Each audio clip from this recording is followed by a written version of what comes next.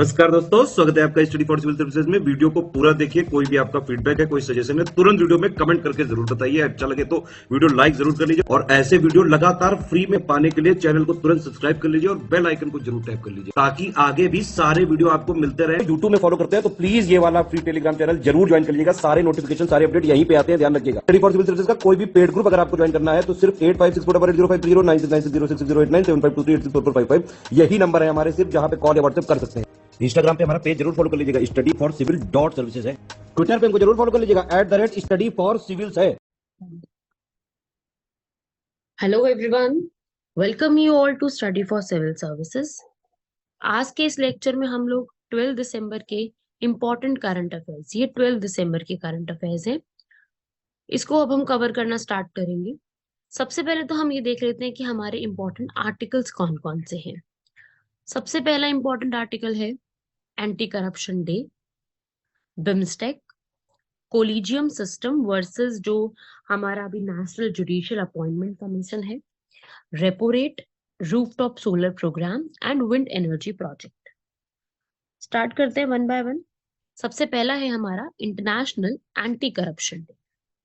Anti corruption day यहाँ पे क्या चीज है, देखिए, वर्ल्ड लेवल पर 9 दिसंबर को जो है वो एंटी करप्शन डे सेलिब्रेट किया गया। तो हमारे लिए जो इम्पोर्टेंट बन जाएगा वो यही टॉपिक बन जाएगा, about the international anti corruption. ठीक है, जो कि क्या बात कर रहे हैं कि भाई करप्शन के अगेंस्ट फाइट करना है। तो यहाँ पर जो यूएन है, हमारी यूनाइटेड नेशन, उन्होंने 9 दिसंबर को ये डेजिग्नेट कर रखा है। तो या तो इससे आपका सीधा क्वेश्चन क्या बन जाएगा कि इसकी थीम क्या थी, 2022 की theme uniting the world against corruption. दूसरा, ये करप्शन के अगेंस्ट, साथ ही साथ हमें सस्टेनेबल डेवलपमेंट गोल्स को अचीव करने में हेल्प कर रहा है, यूनाइटेड अगेंस्ट करप्शन, ठीक है, उसके ऊपर। और साथ ही साथ ये बता रहा है कि जो करप्शन है वो इस आज के जमाने में जैसे कितने ज्यादा अमाउंट में कानून के जो शासन है उसको खराब करता है, नौकरशाह दलदल बनाकर लोकतांत्रिक संस्थानों की जो नींव है उसको खराब करने की कोशिश होती है। तो ये सब जो पॉइंट्स हैं, ये सब करप्शन के नेगेटिव पॉइंट्स, वो उसको टैकल करने के लिए ये पूरा एक लॉ यहाँ पर बनाया गया है।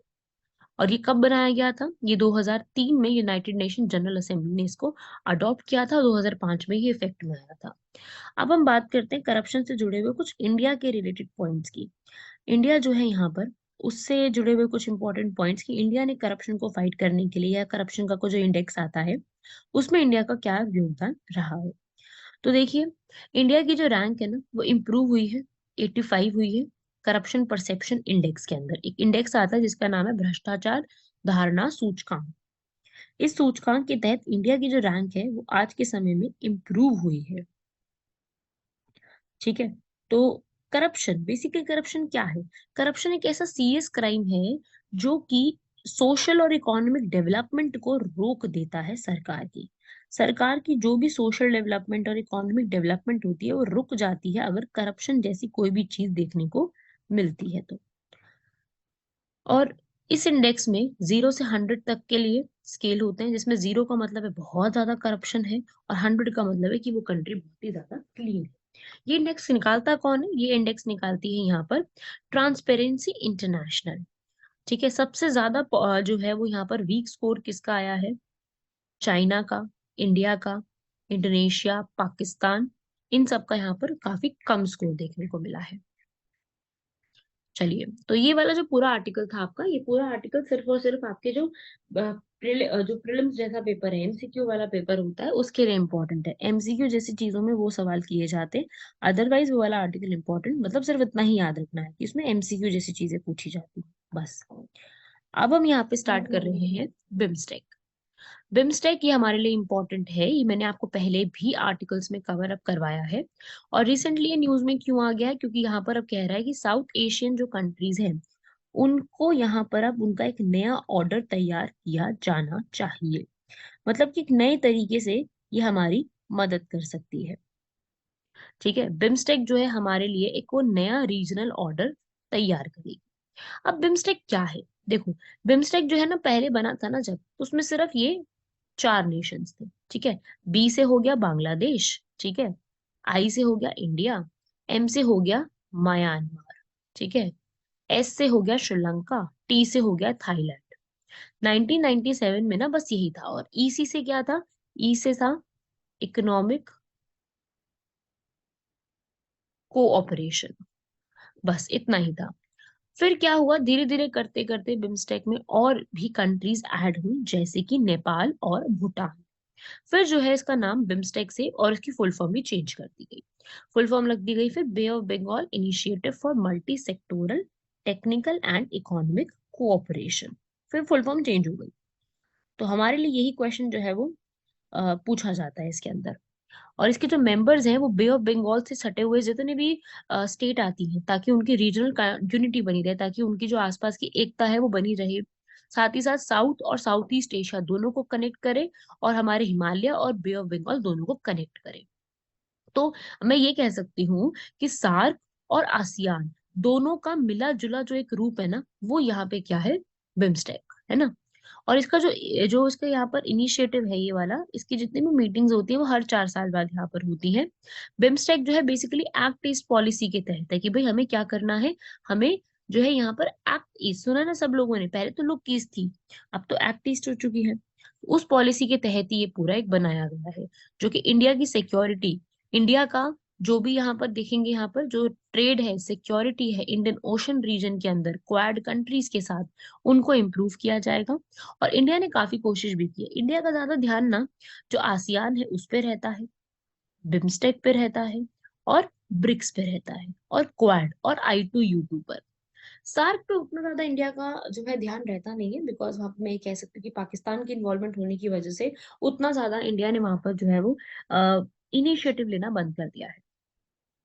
बिम्स्टेक जो है यहाँ पर वो एक तरीके से यही एक ऐसा इनिशिएटिव है जो कि बेल्ट एंड रोड इनिशिएटिव जो चाइना का चल रहा है उसके अगेंस्ट काउंटर करने में मदद कर सकता है। साथ ही साथ बिम्स्टेक एक तरीके से एक ऐसा प्लेटफॉर्म है जो आसियान के साथ हम लोगों का प्लान ऑफ कनेक्टिविटी 2025 है, जो हम चाहते हैं कि आसियान के साथ हमारा कनेक्शन बन जाए आगे आने वाले समय में, उसी का ये एक प्रारूप है। ठीक है ना। और यहाँ पर बिम्स्टेक जो है वो ये भी इंश्योर करता है कि हर एक जो कंट्रीज हैं उनके साथ कैसे रिलेशन रहे। Tension free bilateral relations, tension free जो है तनाव मुक्त द्विपक्षीय संबंध रहे। चाहे हम इंडिया नेपाल की बात करें, हम हर एक के साथ की बात कर रहे हैं और इम्प्रूव भी हुए हैं। ठीक है। चाहे यहाँ पर जो है रोहिंग्या का क्राइसिस आया था, जब रोहिंग्या का संकट आया था, शरणार्थियों का संकट यहाँ पे आया था, तब भी इसको बढ़ाने की मतलब इम्प्रूव करने की कोशिश की गई थी। चाइना का इन्वॉल्वमेंट यहाँ पे नहीं है, तो ये हमें एक बेहतर रूप से हमें ये दे सकता है कि हम वहां पर जो भी प्रॉब्लम्स आ रही हैं जो दो देशों के बीच में, उसको सुलझाया जा सके। साथ ही साथ जो म्यांमार में अभी तख्ता पलट हुआ था, म्यांमार में सैन्य तख्ता पलट हुआ था, म्यांमार में बहुत ज्यादा प्रॉब्लम्स जो आई थी, उसके लिए यहाँ पर ये एक एक रूप में आप कहो कि बिम्स्टेक यहाँ पर होना चाहिए। ठीक है ना। ये हर 2 साल में अपनी मीटिंग्स ऑर्गेनाइज करते हैं, लेकिन अभी तक 20 सालों में सिर्फ जो है वो 4 ही सबमिट हुए हैं। तो ये इतनी कोई खास नहीं है। यहाँ पर जो सबमिट हुए ना वो उतने हर बार होते नहीं हैं। ठीक है। इसके ऊपर फ्री ट्रेड अग्रीमेंट भी बोला गया था, इस पे मुक्त व्यापार का जो समझौता है वो करेंगे, लेकिन अभी तक भी इसको साइन नहीं किया गया है। 2018 लास्ट जो है इसका नेपाल में ही सबमिट हुआ था, तो उसके बाद से अभी तक इसमें कुछ आया ही नहीं है। इसके इसमें ऐसा नहीं कि कैलिबर नहीं है बिम्स्टेक में और ज्यादा बेहतर बेहतर करने का, लेकिन किया नहीं गया अभी तक। जैसे मैं बात करूं, एक वो वाला कनेक्टिविटी प्रोजेक्ट था Kaladan,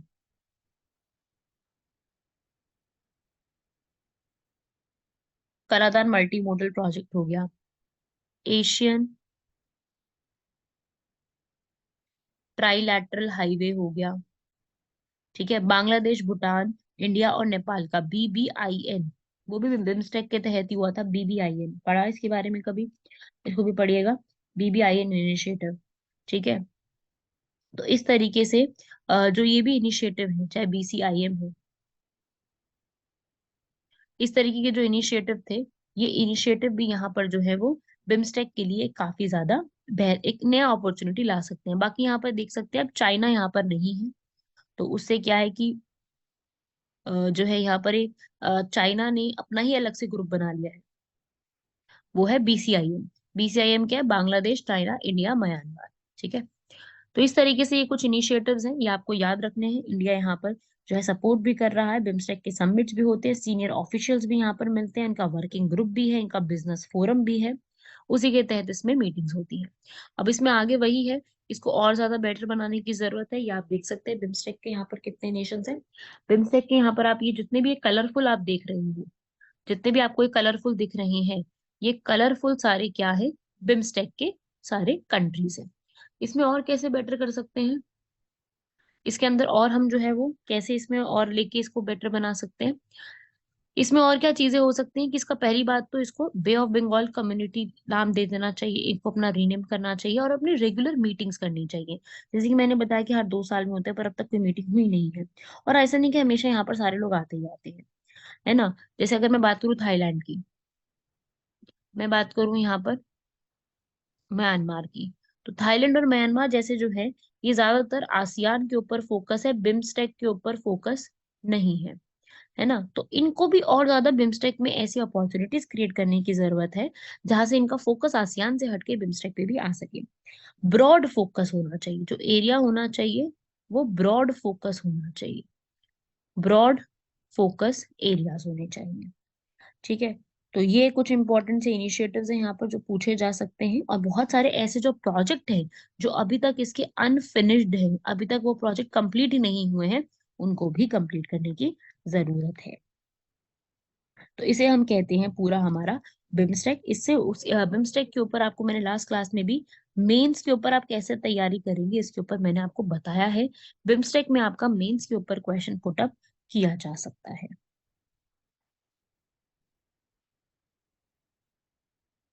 next article, collegium system के ऊपर।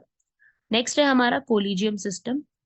ये भी मैंने आपको पहले कई बार जो है यहाँ पर जो है कई बार पहले इसको समझाया है। कोलिजियम सिस्टम जो होता है, वो कोलिजियम सिस्टम बेसिकली यहाँ पर नेशनल जुडिशियल अपॉइंटमेंट्स कमीशन, ये यहाँ पर आई है। ठीक है, ये आई थी कोलिजियम सिस्टम के बाद, और अब इसको क्या बोल दिया गया है? अनकॉन्स्टिट्यूशनल, असंवैधानिक इसको घोषित कर दिया गया है। ऐसा क्यों हुआ है? इसको असंवैधानिक घोषित क्यों किया गया है? अब इसके पीछे भी आपको जो है पूरे एक बार रीजन समझने होंगे, या इसमें ऐसा क्यों हुआ था, ऐसा क्या है इसमें, क्या ऐसे इंपॉर्टेंट चीजें हैं, क्यों ऐसा हुआ, उसको हमें समझना होगा। देखिए, जो सुप्रीम कोर्ट है, सब लोग जानते हैं कि जो सुप्रीम कोर्ट है वो आर्टिकल 124 में लिखा हुआ है। आर्टिकल 124 के सुप्रीम कोर्ट में लिखा है कि जज ऑफ सुप्रीम कोर्ट जो है वो प्रेसिडेंट द्वारा अपॉइंट किए जाएंगे, अपने हस्ताक्षर और मुहर के तहत उसको अपॉइंट किया जाएगा। रेजिग्नेशन भी वो किसको लिख कर देंगे? लिख करके देंगे, प्रेसिडेंट को ही लिख करके देंगे। हटाने का भी प्रोसीजर वही है, इनको हटाया जाएगा। कैसे हटाया जाएगा इनको जो है वो, अगर उनके लिए हटाने का बेसिस क्या है? हटाने का बेसिस है सिर्फ कदाचार और अक्षमता, प्रूव्ड मिसबिहेवियर एंड इनकैपेसिटी। लेकिन वो दोनों स्पेशल मेजोरिटी जो है, यहाँ पर एक जो है वो प्रस्ताव विशेष बहुमत द्वारा प्रस्ताव जो है वो यहाँ पर पास किया जाएगा दोनों हाउसेस द्वारा, तभी सिर्फ उनको हटाया जा सकता है। ठीक है, पार्लियामेंट में, ठीक है, सेम सेशन के पार्लियामेंट में ये चीज की जाएगी, तभी उनको हटाया जा सकता है, विद आगे फिर परमिशन प्रेसिडेंट की होगी। और अगर मैं बात करूं सुप्रीम कोर्ट के जज को ओथ कौन दिलवाते हैं, तो वो प्रेसिडेंट दिलवाते हैं, और प्रेसिडेंट को ओथ कौन दिलवाते हैं? वो चीफ जस्टिस ऑफ इंडिया दिलवाते हैं। ठीक है, और उसके बाद क्या होता है कि बार ऑन प्रैक्टिसिंग, जो भी वो जो आगे जो भी आर्टिकल 124 में लिखा हुआ है कि अगर कोई भी जज ऑफ सुप्रीम कोर्ट हो गया तो वो और किसी भी कोर्ट में जा करके with in the territory of India जाके एक्ट नहीं कर सकता। ठीक है, और कहीं वकालत नहीं कर सकता है अपनी। अब इसमें आगे कोलिजियम सिस्टम क्या है, देखिए कोलिजियम सिस्टम क्या होता था कि एक वो सिस्टम है जहां पर सीजीआई, और सीजीआई के साथ यहाँ पर जो यहाँ पर 4 सीनियर मोस्ट जजेस होंगे। सीजीआई के साथ 4 सीनियर मोस्ट जजेस, वो यहाँ पर क्या करेंगे? वो यहाँ पर रिकमेंड करेंगे कि भाई जो सुप्रीम कोर्ट है और हाई कोर्ट है उसमें कौन से जजेस को अपॉइंट किया जाए, उनका ट्रांसफर कैसे किया जाए। उसे हम कहते हैं यहाँ पर सीनियर मोस्ट जजेस के थ्रू कोलिजियम सिस्टम, इसे कहते हैं कोलिजियम प्रणाली, जिसमें सीनियर मोस्ट जजेस और सीजीआई दोनों मिलकर डिसाइड करते हैं कि किसको अपॉइंट किया जाएगा। लेकिन क्या हुआ, 2014 में पार्लियामेंट ने एक एक्ट पास किया, 99th अमेंडमेंट एक्ट, जिसके अंदर national judicial appointments commission act आया, जिसने कोलिजियम सिस्टम को रिप्लेस किया। ये कोलिजियम सिस्टम में तो फिर नेपोटेसी जो है नेपोटेसी हो जाएगा। उसके लिए यहाँ पे एक नया सिस्टम आया, जो है ये कह रहा है कि ये नेशनल जुडिशियल अपॉइंटमेंट कमीशन 124 ए आर्टिकल के तहत ये सिस्टम आया, जो कि कॉन्स्टिट्यूशनल है, क्योंकि कॉन्स्टिट्यूशन में लिखी है 99th अमेंडमेंट एक्ट, जिसने एक आर्टिकल भी इंसर्ट किया, आर्टिकल 124 बी, जिसमें ये सब हुआ कि जो क्या काम करेगी, अपॉइंटमेंट्स करेगी, सारे के सारे सिस्टम की अपॉइंटमेंट्स करेगी। और क्यों क्यों क्यों पार्लियामेंट ने क्रिएट किया, क्योंकि आर्टिकल 124 सी में लिखा हुआ है कि अगर कोई भी यहाँ पर काम करना है, वो पार्लियामेंट यहाँ पे रूल बना के कर सकती है। और सारी चीजें यहाँ पर किसके तहत दे दी गई हैं, सब कुछ यहाँ पर पार्लियामेंट के ऊपर रख दिया गया, पार्लियामेंट डिसीजन ले सकती है। तो जो सीजेआई है और जो चीफ जस्टिस है हाई कोर्ट के, वो कौन रिकमेंड करेगा, नेशनल जुडिशियल अपॉइंटमेंट्स कमीशन, वहां पे सुप्रीम कोर्ट और हाई कोर्ट के बेसिस पर, तो सुप्रीम कोर्ट और हाई कोर्ट के जजेस डिसाइड करेंगे इस वाले में। ठीक है। अब सुप्रीम कोर्ट यहाँ पे क्या कह रहा है कि जो ये नेशनल जुडिशियल अपॉइंटमेंट कमीशन है, ये तो हमारी जुडिशरी को अच्छे से काम करने से रोक रही है। इसमें जो 5 जज की बेंच बैठी है सुप्रीम कोर्ट की, 4:1 से बैठी थी, उन्होंने यहाँ पर बोला है कि ये जो national judicial appointment commission act आया था, ये असंवैधानिक है, क्योंकि ये हमारे बेसिक स्ट्रक्चर, हमारी मूल संरचना का उल्लंघन कर रहा है, ये हमारी बेसिक स्ट्रक्चर को वायलेट कर रहा है। 99th अमेंडमेंट एक्ट 124 ए, जिसने इस चीज की अपॉइंटमेंट की बात करी है, इसके अंदर जो हमारे लॉ मिनिस्टर होंगे वो भी इंक्लूडेड रहेंगे, और दो ऐसे पर्सन जो कि सेंट्रल गवर्नमेंट अपॉइंट करेगी वो भी इंक्लूडेड रहेंगे। ठीक है, ये लोग भी इसके अंदर इंक्लूडेड रहेंगे।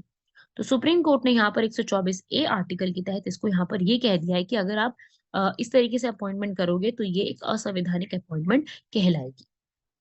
ठीक है, इन्होंने बोला है कि अभी हम कोलिजियम सिस्टम को ही यहाँ पर अपनाएंगे, जो कि अपॉइंट भी करेगा और ट्रांसफर भी करेगा जजेस का, वही सिस्टम आगे भी चलेगा। ठीक है, तो अभी इसके अंदर जो है वो रस्साकशी चल रही है, कोलिजियम सिस्टम और नेशनल जुडिशियल अपॉइंटमेंट कमीशन की, दोनों के बीच में यहाँ पर रस्साकशी ही है कि यहाँ पर किसको अपॉइंट किया जाए, किसको यहाँ पर अलाउ किया जाए, किसको यहाँ पर मना किया जाए।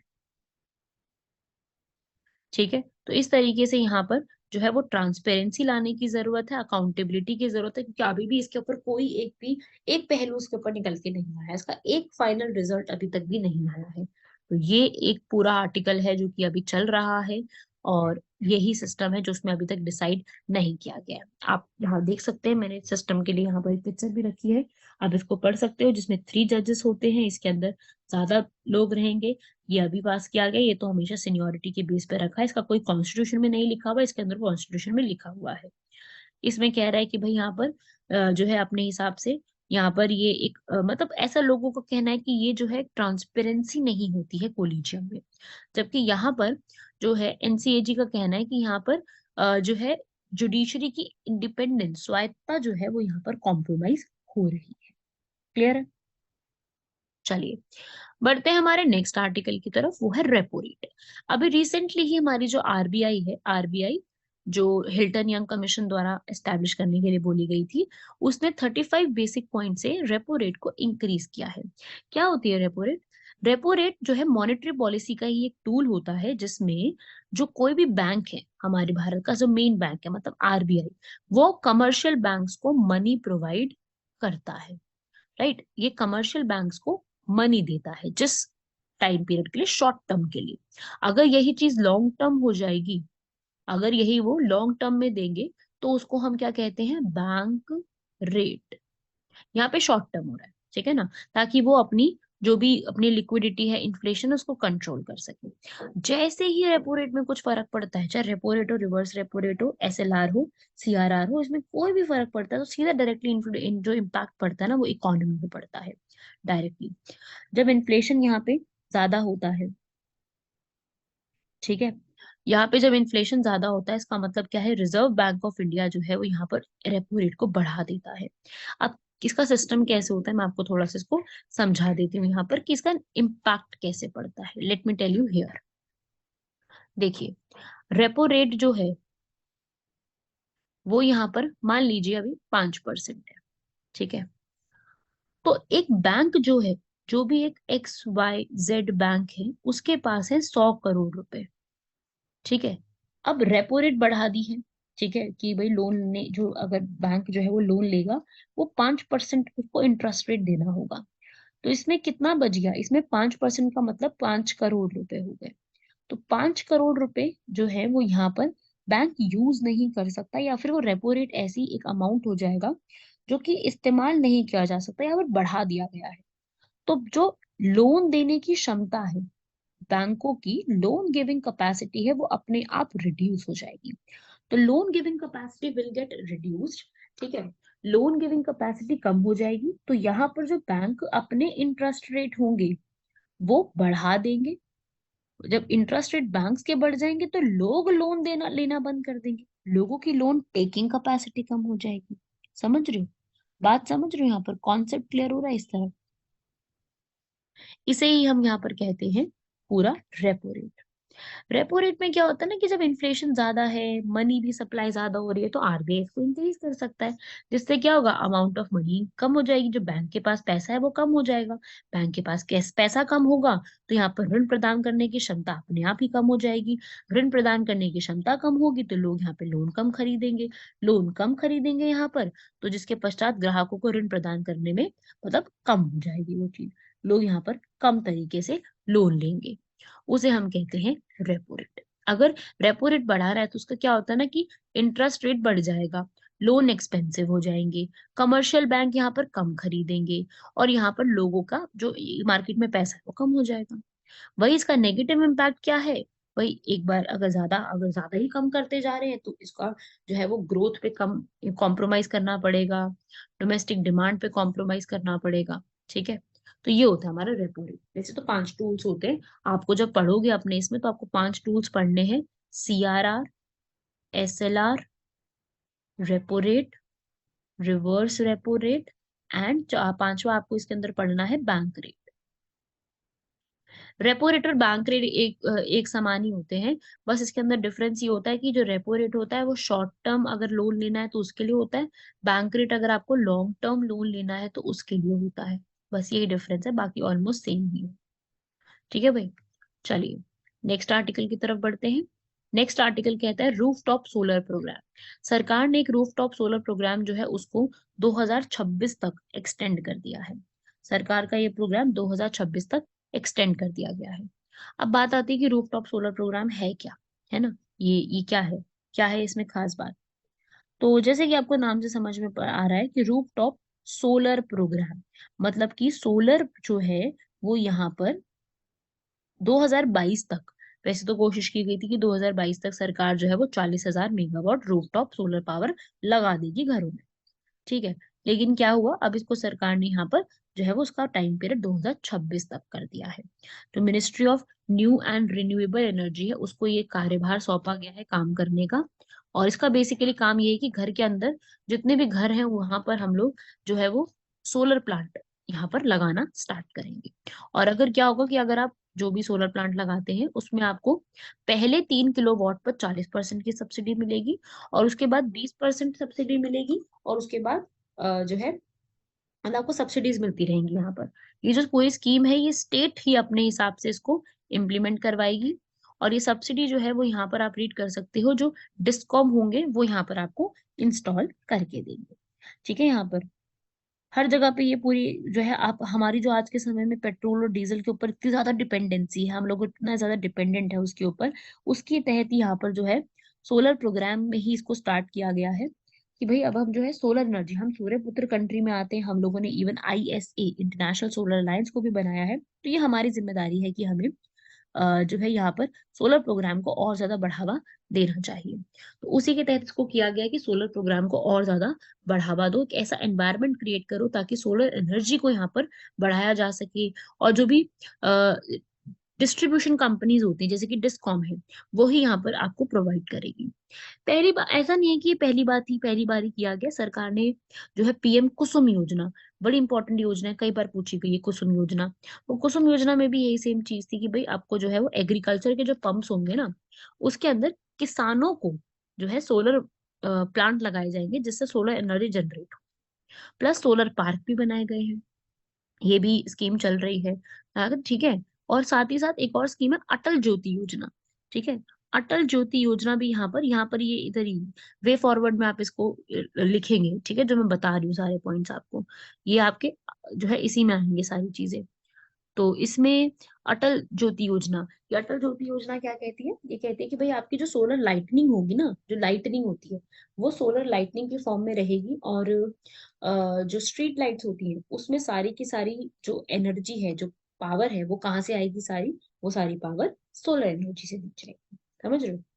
और सरकार यही कोशिश करती है कि one sun one world one grid, ऐसी चीजों को फोकस किया जाए ताकि सारी की सारी एनर्जी जो है वो यहाँ पर शेयर की जा सके। ठीक है। तो इस तरीके के जो प्रोग्राम्स हैं वो यहाँ पर स्टार्ट किए गए हैं by the government of India, so that solar energy को प्रमोट किया जा सके। लेकिन इसमें जो है कुछ प्रॉब्लम्स भी हैं। जैसे क्या होता है ना कि अभी सरकार ने 2022 का टारगेट रख लिया, लेकिन प्रोग्रेस तो कुछ हुई नहीं है अभी। यहाँ पर जो हम कस्टमर्स हैं, चाहे हम रेसिडेंशियल कस्टमर्स हैं, हम उसको उतना अपनाने के लिए तैयार ही नहीं हुए अभी। अब जो उसका यहाँ पर जो ये इसको लगाने के लिए जो उत्साह होता है ना लोगों में, अभी कम है।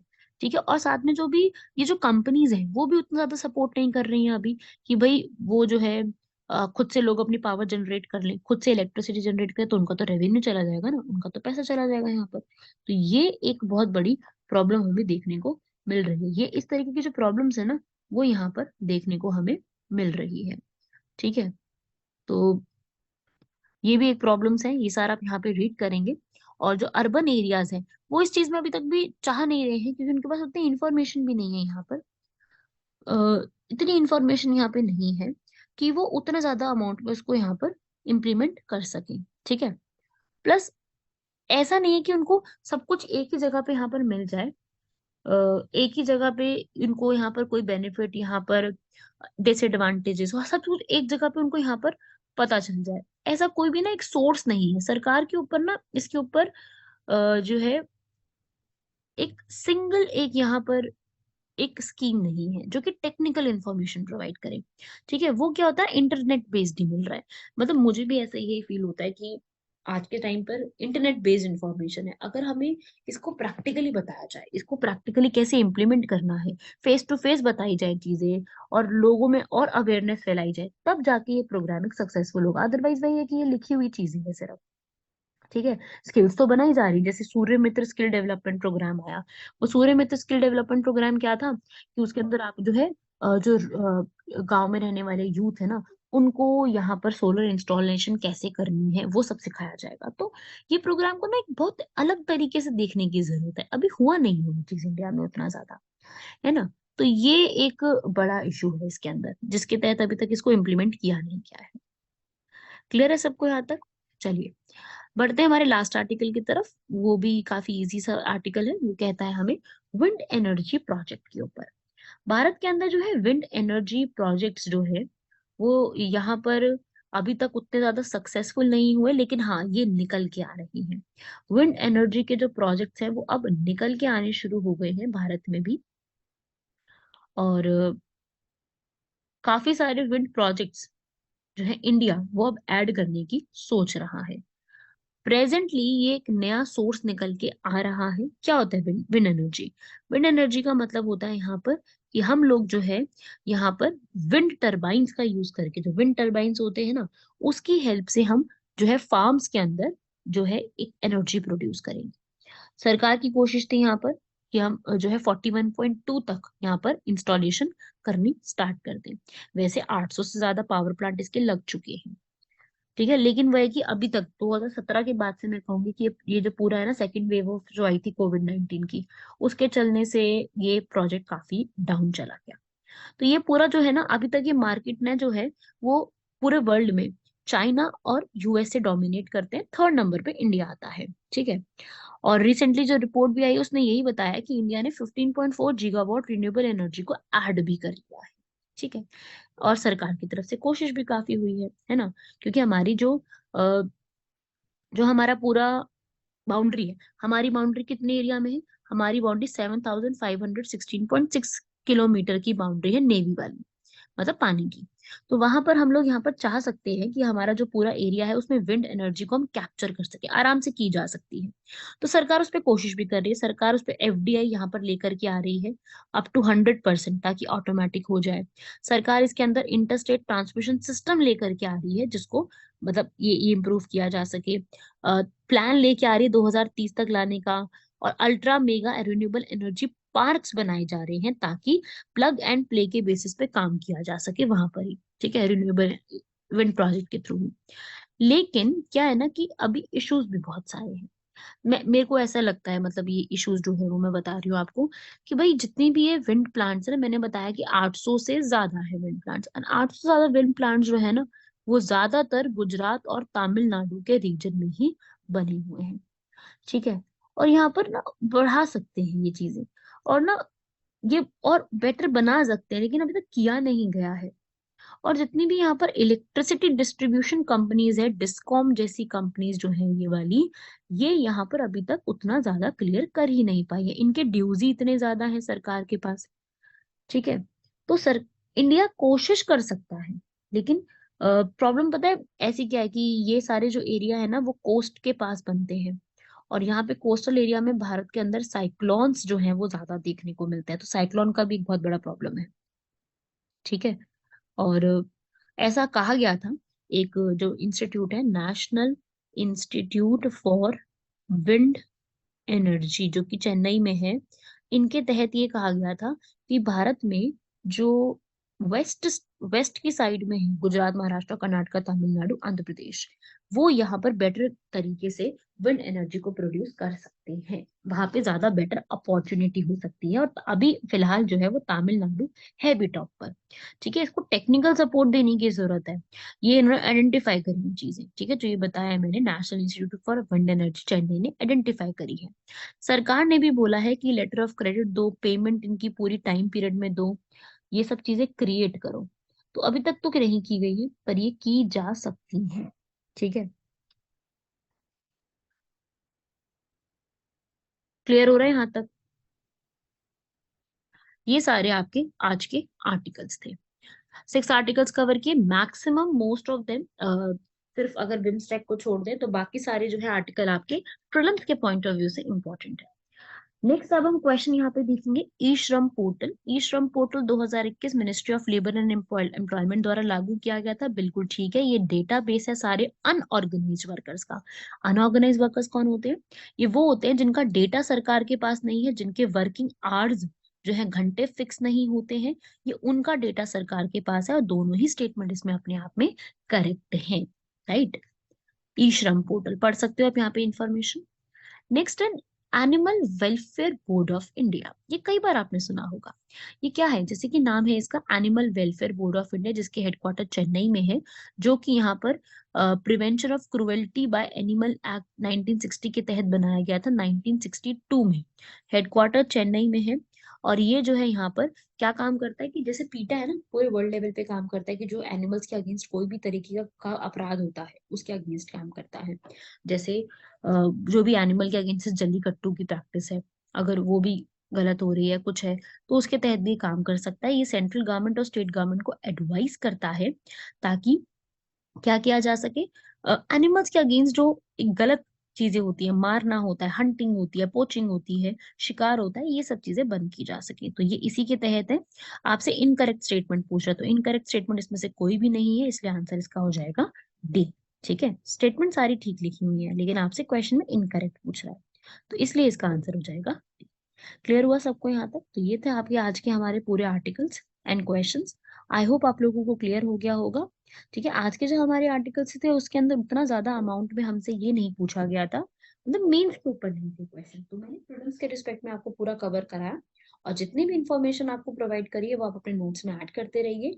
और ये सारी इंफॉर्मेशन आपके एग्जाम के लिए बहुत ज्यादा इंपॉर्टेंट है। सारी की सारी इंफॉर्मेशन आपके एग्जाम में आपसे पूछी जा सकती है, और हर एक आर्टिकल से आपका कोई ना कोई क्वेश्चन पुटअप हो सकता है। Okay then, thank you everyone. मिलते हैं नेक्स्ट क्लास में अगले करंट अफेयर्स के साथ। जय हिंद।